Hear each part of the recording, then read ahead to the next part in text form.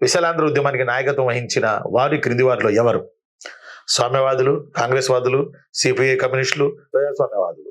Same first బిట్టే మళ్ళీ repeat అయింది కానీ కొంచెం మార్చి అడగాలని అడిగా. విశాలాంధ్ర ఉద్యమానికి నాయకత్వం వహించిన వారి క్రింది వారిలో ఎవరు? సిపిఐ కమ్యూనిస్టులు. అండ్ నా ఉద్దేశం ఏంటంటే సిపిఐ అమ్మ, సిపిఐ మావోయిస్ట ఏంటని నా ఉద్దేశం. ఆన్సర్ వచ్చి సిపిఐ కమ్యూనిస్టులు. స్వామ్యవాదులు కాదు, కాంగ్రెస్ వాదులు కాదు, ప్రజాస్వామ్యవాదులు కాదు. సిపిఐ కమ్యూనిస్టులు మొదట విశాలాంధ్ర ఉద్యమాన్ని లేపారు.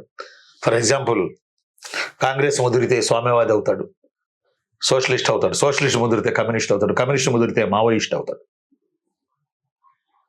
పిట్టను లేపినట్టు లేపేస్తున్నారు మావోయిస్టులు, మనం చూస్తున్నాం.